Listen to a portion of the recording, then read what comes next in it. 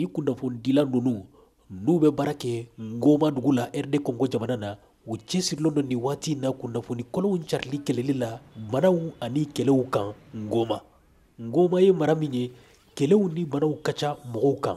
O kama cakɛda min bɛ kɔlɔsiliw kɛ kunnafoni kɔlɔnw carili kan n'a tɔgɔ Eleza Fac y'a jira ko feerew bɛ ka kɛ walasa ka kunnafoni kɔlɔnw carili kɛlɛ. Ale ni Kataliko ye cakɛda in mɔgɔ dɔ ye k'u ka kunnafoni kɔlɔnw carili kɛlɛli baara in fanba bɛ ɲɛsin kɛnɛyakow de kan walasa fasodenw bɛ se ka dannaya sɔrɔ u ka kunnafoni di baara in kan. Aujourd'hui, il y a des rumeurs qui circulent sur l'Mpox. Ŋunuŋunu kumaw bɛ fɔ sɔgɔsɔgɔninjɛ bana kan. Misali la, a bɛ ka fɔ ka ɲasi bana kunbɛli fura min sɔrɔla n'o ye vaccin ye k'o kɛkun ye de ka Congo jamanadenw bɛɛ de faga.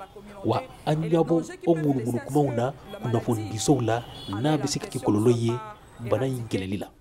Kabini san 2021 kunnafonidilaw 25 minnu bɛ Eleza Fac baarada la i n'a fɔ Joël Alimasi Kitambala k'u bɛ jamanadenw ladɔnniya kɔlɔlɔw minnu bɛ kunnafoni kɔlɔnw carili la ka ɲasi jamanadenw ma.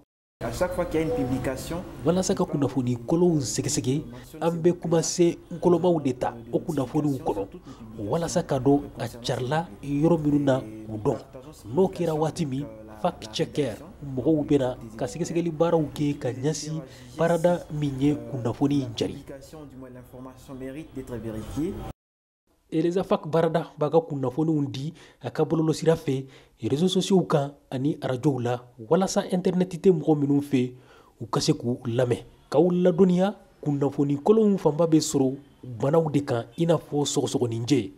Joalen Kazimoto ye kunnafonidila ye a delila ka laseliw dɔ kɛ kunnafoni kɔlɔnw carili kan coronavirus bana waati la. À Kinshasa, la ville où j'habite, Kinshasa dugu la ne sigilen bɛ yan ne y'a dɔn mɔgɔ caman siranna ka sen don coronavirus bana kɛlɛli la bawo mɔgɔw ma da bana in na minnu yɛrɛ ma da bana in na n'u ka ca u bɛ Kinshasa n'a dafe duguw la.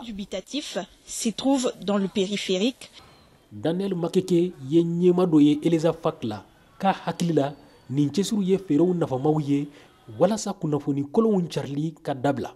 Nous sommes en collaboration avec certaines radios communautaires. Arajow bɛ kunnafoniw di walasa ka mɔgɔw ladɔnniya tiɲɛ kan banaw ni furakɛliw cogow kan jango min bɛ komi sɔgɔsɔgɔninjɛ wa ni kunnafoniw dira tacogo la a bɛ se ka kɛ sababu ye minnu internet t'u fɛ k'u dɛmɛ ka kunnafoniw ɲumanw sɔrɔ banaw kan an ka baara in kosɔn. Par exemple du Mpox ou l'origine du Mpox. Daniel Makeke ko Eleza Fac cakɛda bɛ ka cɛsiriba de kɛ kunnafoni kɔlɔnw carili kɛlɛli la n'u bɛ se ka kɛ kɔlɔlɔjuguba ye ka ɲasi jamanadenw ma.